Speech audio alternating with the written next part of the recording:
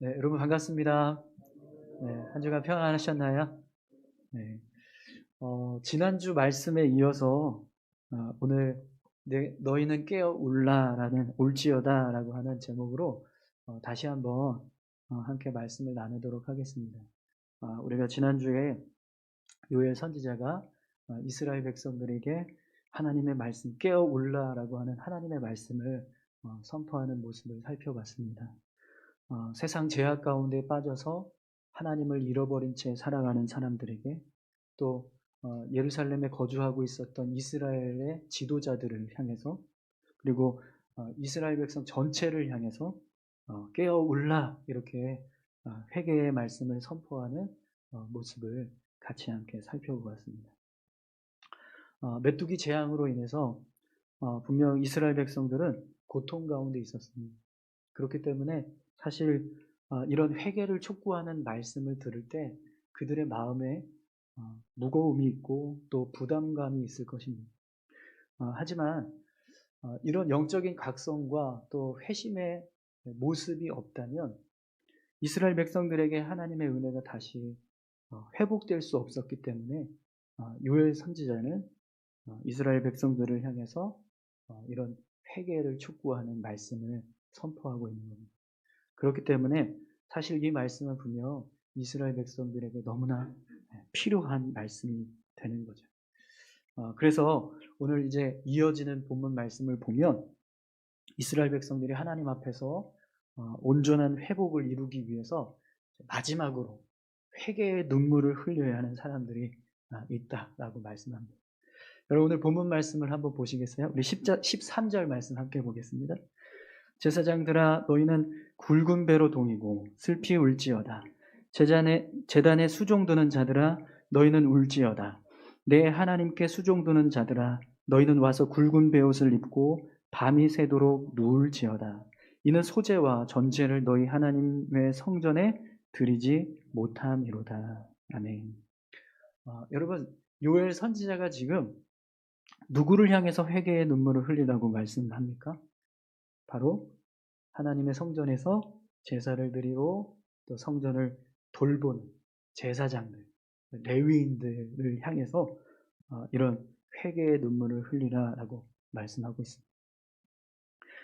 이들은 모두 성전에서 하나님께 제사를 드리고 또 각종 종교 의식을 치르고 또 백성들에게 하나님의 말씀을 가르치는 사람들입니다.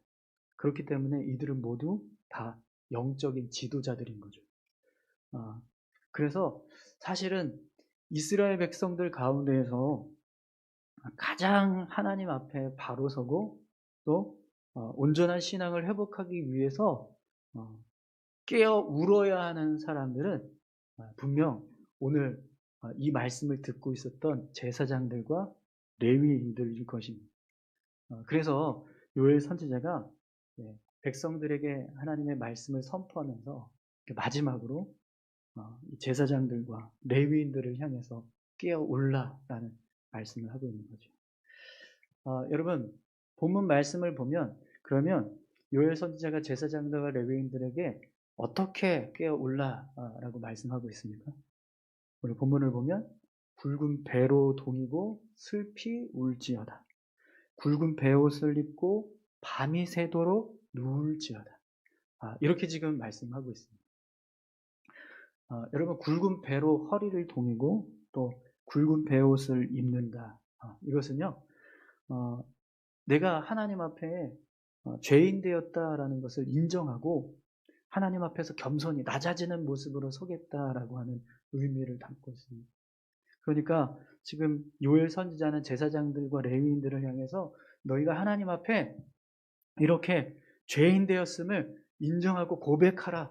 그리고 철저하게 하나님 앞에 낮아져서 회개해라. 지금 이걸 말씀하고 있는 겁니다. 또 밤이 새도록 누울지어다. 이 말씀은요. 잠자지 말고 밤새서라도 하나님 앞에 회개하면서 엎드리라라는 말이에요.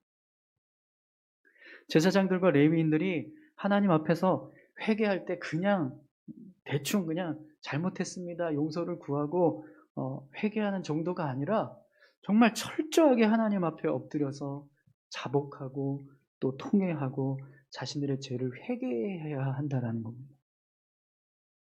그럼 여러분, 왜 이 요엘 선지자는 이 제사장들에게 또 레위인들에게 이렇게까지 철저하게 하나님 앞에 회개를 촉구하고 있을까요? 여러분, 제사장들과 레위인들은요, 이스라엘 백성들을 하나님 앞으로 올바르게 인도하기 위해서 하나님께서 세운 사람들. 그렇기 때문에 이들이 하나님 앞에서 바로 서지 못하고, 그래서 그 결과 때문에 이스라엘 백성들이 하나님 앞에서 멀어져서 죄를 짓는 모습으로 변했다면, 그것에 대한 영적인 책임이 누구에게 있을까요? 바로 제사장들과 레위인들에게 있습니다. 그렇기 때문에 이러한 모습은요, 이스라엘 백성들 전체를 따져봤을 때 가장 큰 죄로 여겨질 수 있는, 사무엘상 3장에 보면 엘리 제사장이 이스라엘 백성들의 제사장으로 있을 때 하나님의 말씀이 희귀하여 이상이 흔히 보이지 않았다라고 기록하고 있습니다. 왜 그러냐면 이 엘리 제사장이요, 두 아들이 있는데 그 아들들이 하나님 앞에 악한 모습으로 제사장의 직분을 감당하고 있었어요. 근데 그걸 바로잡지 않고 그냥 그대로 내버려 두는 거. 그리고 이 엘리 제사장조차도 하나님 앞에서 제대로 서지 못하고 있는 거예요. 그러니까 하나님이 이 엘리 제사장의 영적인 권한을 거두어 가셨어요. 그래서 제사장의 직분을 감당하고 있는데 하나님의 말씀이 임하지 않는, 한 사람의 영적인 지도자가 바로 서지 못하니까요, 이스라엘 백성 전체에게 하나님의 말씀이 임하지 않는 영적인 단절이 일어나게 되더랍니다. 그렇기 때문에 여러분, 제사장들과 레위인들은 이스라엘 백성들 중에서 그 누구보다 더 철저하게 자신들의 잘못을 돌이키고 또 하나님 앞에 깨어 울어야 하는 사람들이 되는 것입니다. 그래서 오늘 요엘 선지자가 모든 백성들에게 깨어 울라라고 말씀하면서 마지막으로 제사장들과 레위인들을 향해서 깨어 울 것을 말씀하고 있는 거죠. 여러분, 제가 오늘 말씀을 준비하면서 사실 이런 생각이 들었어요. 이거 지금 뭐 누구한테 내가 설교를 하냐, 이 말씀 내가 들어야 되는 말씀인데, 사실 지금 본문의 이 대상은 여러분들이 아니라 저예요. 네. 오늘 이 말씀 앞에 서야 하는 사람은 여러분이 아니라 저입니다. 제가 어제 설교 원고를 작성하면서 그런 스스로에게 그런 질문을 했습니다. 경조야, 너 지금 하나님 앞에서 바로 서 있니? 너 지금 하나님 보시기에 합당한 모습으로 서 있어? 하나님 앞에 무릎 꿇어야 하는 어떤 죄된 모습은 없니? 이런 질문들을 스스로 하는데요, 너무나 많은 부끄러운 모습들이 떠오르더라고요. 그래서 설교문을 작성하다가, 설교문 작성하는 게 급한 게 아니라 이거 하나님한테 무릎 꿇어야겠다. 그래서 설교문을 작성하다가 중단하고 제가 하나님께 기도하는 시간을 가졌습니다. 여러분, 사역자들이 하나님 앞에 항상 착각하는 것이 있습니다. 내가 성전에 있으니까, 내가 하나님의 일을, 말씀을 전하니까, 내가 하나님을 위해서 무언가를 하고 있으니까 괜찮겠지, 이런 생각이 있어요. 그런데 아무리 하나님을 위해서 무언가를 할지라도요, 내 안에 깨어 울어야 하는 어떤 죄된 모습이 있다면 절대로 하나님 앞에서 괜찮지 않다라는 거죠. 분명히 제 안에도 오늘 하나님 앞에 무릎을 꿇고 눈물을 흘려야 하는 모습들이 분명히 있습니다. 말씀을 준비하면서 그런 부족한 모습들이 떠오르니까 굉장히 부담감이 되더라고요. 여러분, 오늘 이 본문의 말씀의 대상은 지금 제사장들과 레위인들입니다. 그러나 지난주에 우리가 말씀을 나눌 때 이스라엘 백성들을 위해서 요엘 선지자가 이스라엘 백성들에게 이런 깨어 울라라는 말씀을 선포했습니다. 그럼 여러분, 왜 요엘 선지자가 이런 말씀들을 이스라엘 백성들 각계각층에게 이렇게 깨어 울라라는 말씀을 선포하고 있을까요? 이 말씀 듣고 어떻게 하라는 거죠? 깨달으라는 거잖아요. 그죠? 우리 안에 깨어 울어야 하는 모습이 있는가? 그걸 확인하라는 거잖아요. 여러분, 지난주 말씀을 혹시 기억하십니까? 네. 술 취해서 정신없이 살아가고 있는 모습처럼 세상 가운데 빠져서 하나님 잃어버린 채 살아가는 사람들을 향해서 깨어 울라라고, 또 백성들을 이끌어가야 할 지도자들을 향해서 깨어 울라라는 말씀을 했습니다. 이스라엘 백성들 전체에게 사명을 감당하지 못하고 있는 그 모습 앞에 깨어 울라라고 하는 말씀을 했습니다. 또 오늘 제사장과 레위인들, 영적인 지도자들을 향해서 깨어 울라라고 하는 말씀을 하고 있습니다. 그럼 여러분, 오늘 우리가 이 말씀 앞에 서서 내가 정말 이렇게 깨어 울어야 하는 그런 죄된 모습이 있구나, 그것을 우리가 발견했다면 그럼 그 다음에 뭘 해야 될까요? 여러분, 지난주 말씀 가운데서 혹시 그런 깨어 울어야 하는 어떤 영적인 부담감이 느껴지셨던 일이 있으셨나요? 그런 어떤 영적인 부담감을 느끼신 분이 계신가요? 네, 그렇다면 여러분, 그 다음에 우리가 해야 할 일이 뭐냐라. 왜 요엘 선지자가 지금 이런 깨어 울라라고 하는 말씀을 이스라엘 백성들에게 선포하고 있을까요? 그냥 우리에게 죄가 있으니까 그걸 알라고요? 알면 뭐합니까? 그 다음에 뭘 해야 될까요? 이렇게 우리 안에 깨어서 죄된 모습이 있다는 것을 알았다면 그 다음에 우리가 해야 하는 일이 뭘까요? 여러분, 14절 말씀을 한번 보세요. 너희는 금식일을 정하고 성회를 소집하여 장로들과 이 땅의 모든 주민들을 너희 하나님 여호와의 성전으로 모으고 여호와께 부르짖을지어다. 여러분, 우리가 하나님을 향해서 우리의 죄된 모습을 발견했다면 그 다음에 우리가 해야 할 일은요, 바로 하나님 앞으로 나아가는 거예요. 하나님을 향해서 나의 발걸음을 옮기는 거예요. 오늘 요엘 선지자는 제사장들과 레위인들을 향해서 금식일을 선포하고 성회를 소집해서 모든 장로들과 백성들을 주님 여호와의 성전으로 모아오라, 이렇게 말씀하고 있어요. 왜 그래야 할까요? 우리가 하나님 앞에 우리의 죄를 용서받기 위해서는 하나님 앞으로 나와야 하기 때문에. 여러분, 누가복음 15장에 보면 탕자의 이야기가 나와요.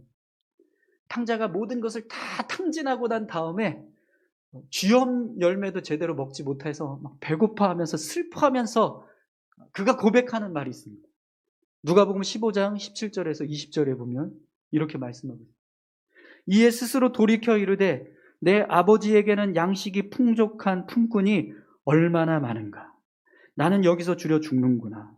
내가 일어나 아버지께 가서 이르기를 아버지, 내가 하늘과 아버지께 죄를 지었사오니 지금부터는 아버지의 아들이라 일컬음을 감당하지 못하겠나이다.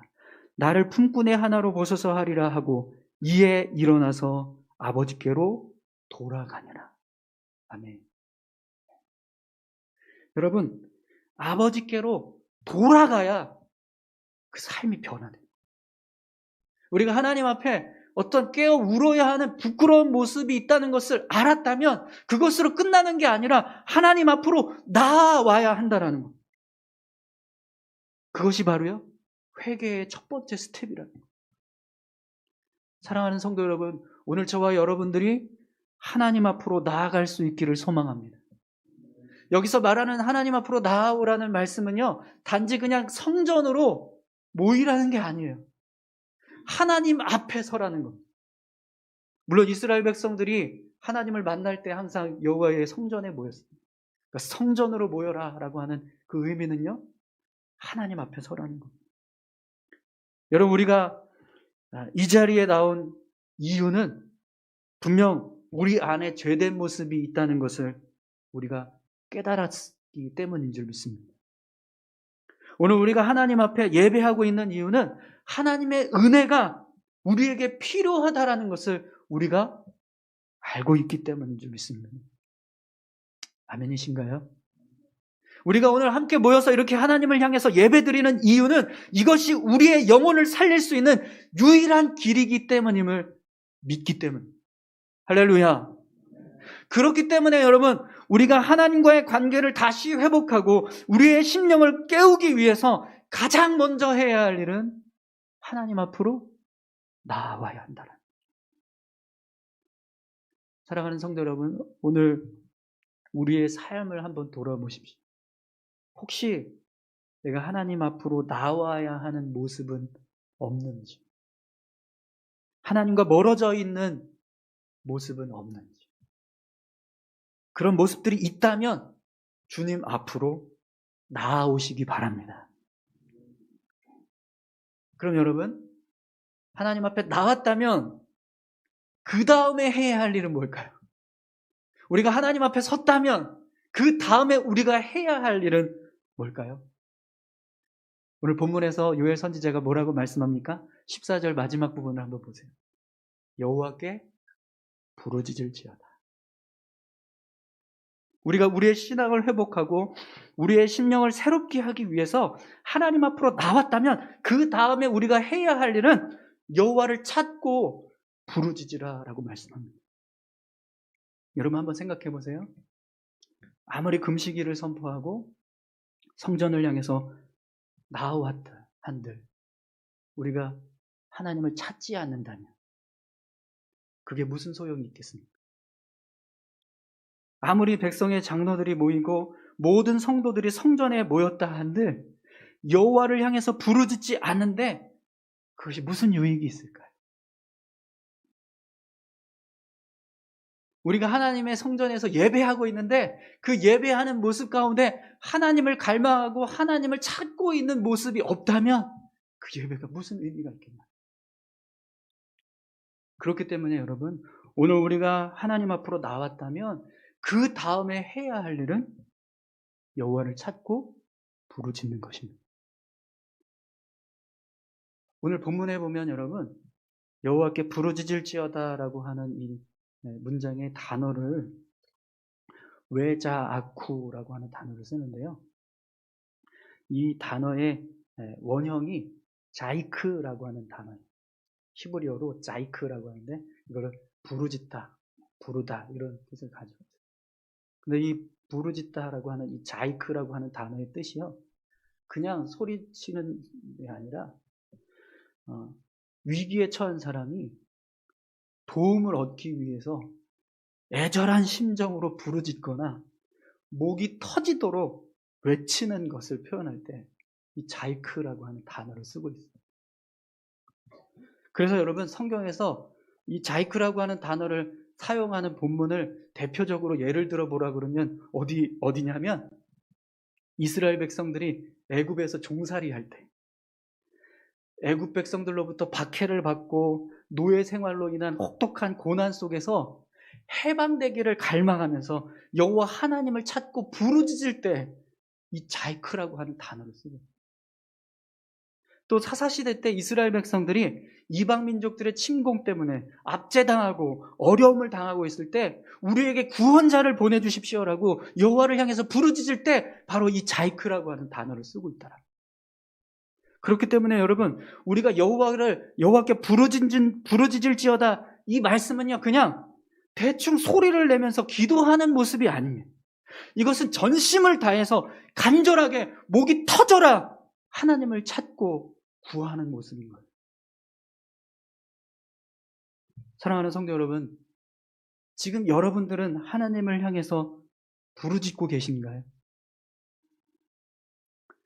여러분 사실 언제부턴가 우리가 하나님께 통성기도 하자라고 그러면 이게 통성기도인지 아니면 묵상기도인지 구분이 안 되는 모습으로 점점 우리의 기도가 바뀌어가고 있어요. 점점 기도 소리가 작아지고 묵상기도하는 모습으로 우리의 기도의 모습이 바뀌어가고 있어요. 또 어떤 분들은 옆에서 조금만 소리가 큰 소리로 기도하면 내가 집중이 안 된다고 기도하는 걸 포기하는 모습들이 있습니다. 그런데 여러분, 과연 그게 하나님 보시기에 옳은 모습일까요? 여러분, 저는 가끔씩 일부러 새벽에 막 큰 소리로 기도할 때가 있어요. 아마 저 때문에 기도가 방해된다고 생각하시는 분들이 계실지 모르겠습니다. 근데 왜 제가 그렇게 기도하냐면, 사실은 저도 기도 소리에 방해가 돼서 제가 기도를 못하는 상황이 있어서, 그래서 더 기도에 집중하려고 일부러 더 큰 소리로 기도를 해요.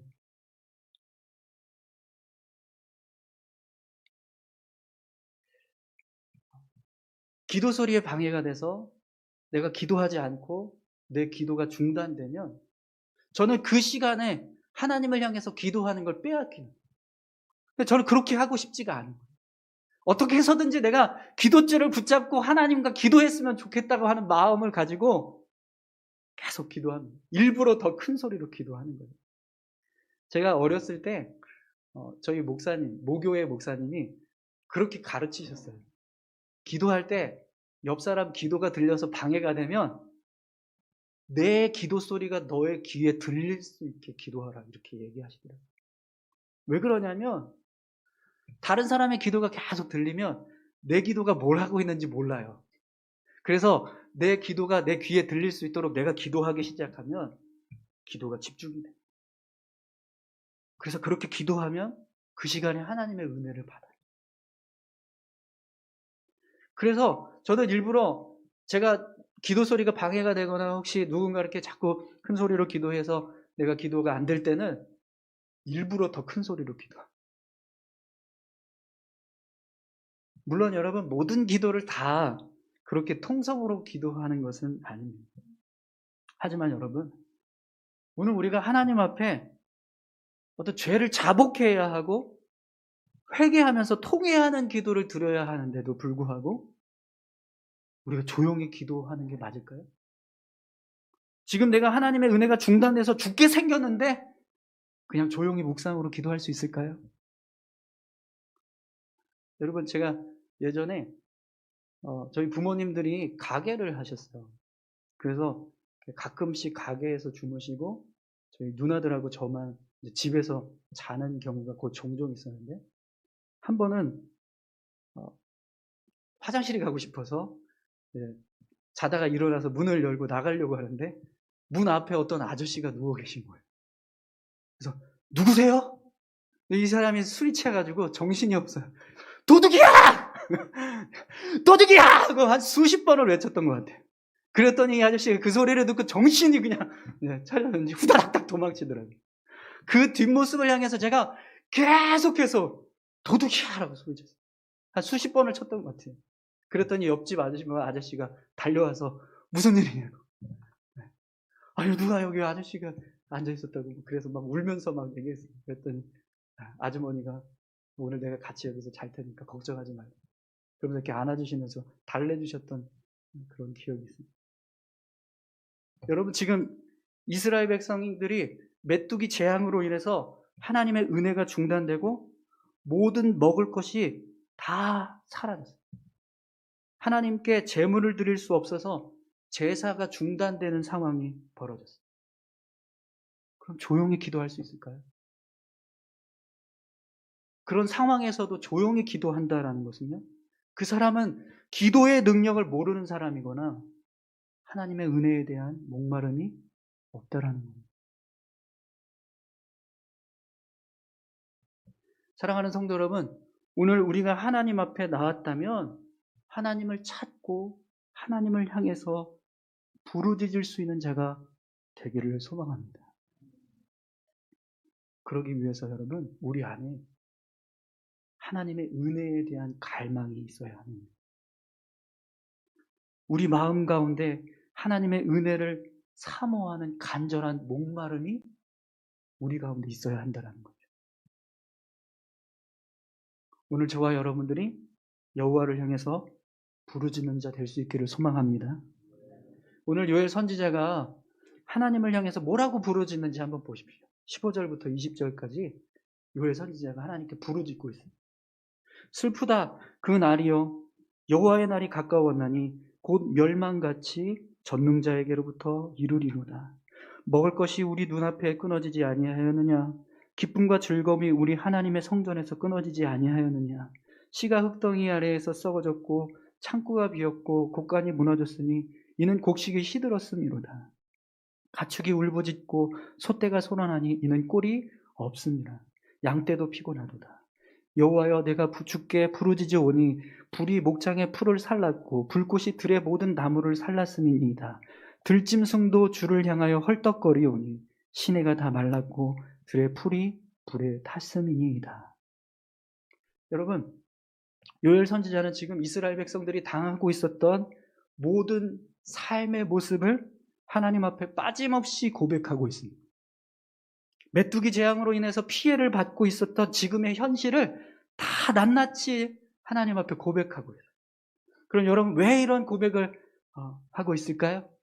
하나님을 향해서 따지기 위해서요? 왜 우리에게 이런 재앙을 내리셨습니까? 라고 반문하기 위해서요? 아닙니다. 요엘 선지자는 지금 이스라엘 백성들이 이 모든 재앙으로부터 애통하고 슬픔을 겪고 있지만 결국 이 모든 것들이 우리의 죄 때문이라는 사실을 깨달아서 이렇게 하나님을 향해서 고백하고 있는 거예요. 모든 것이 사라지고 모든 것을 잃어버린 상황들을 볼 때 다시 한번 하나님의 은혜를 구하기 위해서라는 거예요. 하나님, 먹을 것이 우리 눈앞에 끊어졌습니다. 기쁨과 즐거움이 하나님의 성전에서 끊어졌습니다. 씨가 흙덩이 아래서 썩었고 창고가 비어서 곡간이 무너졌습니다. 곡식들이 시들고 가축이 울부짖습니다. 소떼가 소란하고 양떼가 피곤합니다. 여호와여, 주께 부르짖습니다. 모든 것이 사라졌습니다. 모든 것이 고통 가운데 신음하고 있습니다. 도와주시옵소서. 우리를 불쌍히 여겨주시옵소서. 이것이 지금 오늘 요엘 선지자가 하나님을 향하여서 고백하고 있는 모습인 거예요. 사랑하는 성도 여러분, 여호와께 부르짖는 저와 여러분들이 다 되시기 바랍니다. 여러분, 혹시 삶에 아무런 문제가 없으신가요? 그냥 계속해서 평안하고 안정적이십니까? 그래서 하나님을 향해서 나아오지 않아도 되고 여호와를 향해서 부르짖지 않아도 되는 상황이신가요? 그래서 그렇게 하지 않고 계십니까? 그렇다면 여러분, 그것이야말로 하나님을 향하여서 부르짖어야 하는 이유입니다. 하나님을 향한 갈망이 사라지고 하나님의 은혜에 대한 사모함이 사라졌다면 그것이야말로 우리가 간절하게 깨어서 울면서 하나님을 향해 부르짖어야 하는 이유라는 거예요. 오늘 저와 여러분들이 깨어 우는 자 되기를 소망합니다. 여러분, 오늘은 성령 강림 주일입니다. 성령 강림절입니다. 성령이 임하신 사건을 기념합니다. 마가의 다락방에서 120명의 성도들이 함께 모여서 성령을 사모하면서 간절히 기도했습니다. 그때 성령께서 그곳에 임재하셨어요. 여러분, 그때 예수님의 제자들이 어떻게 그곳에 모여서 기도했을까요? 조용히 묵상하면서 기도했을까요? 성령이 오시든지 안 오시든지 상관없다. 그런 마음으로 기도했을까요? 아닙니다. 사도행전에 보면 사도행전 1장 14절에 이들이 뭐라고 기도했냐면 같은 마음을 가지고 마음을 같이하여 오로지 기도에 힘쓰더라라고 기록하고 있습니다. 마음을 같이하여 오로지 기도에 힘쓰더라. 여러분, 이들은요 성령이 임하기를 간절히 사모하면서 하나님을 향해서 한 마음으로 전심으로 기도했습니다. 오늘 사랑하는 성도 여러분, 우리 교회가 그런 사모함이 있기를 소망합니다.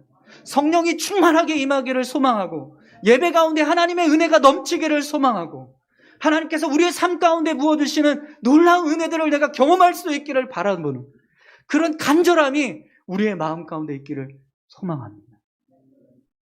그러기 위해서 여러분, 다시 한번 주님을 향해서 나아오십시오. 그리고 다시 한번 주님의 은혜를 찾으며 구하십시오. 부르짖으십시오. 그것이 하나님의 은혜를 회복할 수 있는 방법입니다. 하나님과 멀어져 있는 어떤 심령의 모습들이 있다면, 오늘 삶에 하나님의 은혜가 필요한 모습들이 있다면, 우리에게 하나님의 도우심이 임해야 하는 모습들이 있다면 그것을 가지고 나와서 기도하십시오.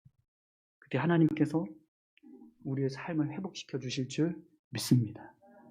우리 이 시간 같이 함께 다 같이 기도하겠습니다. 깨어 울라. 이 말씀 앞에 오늘 우리가 깨어서 울어야 하는 것을 발견하셨다면 이제는 그것을 하나님 앞으로 나아가지고 부르짖으면서 하나님의 은혜를 구하시기를 소망합니다. 우리 다 같이 함께 기도하겠습니다.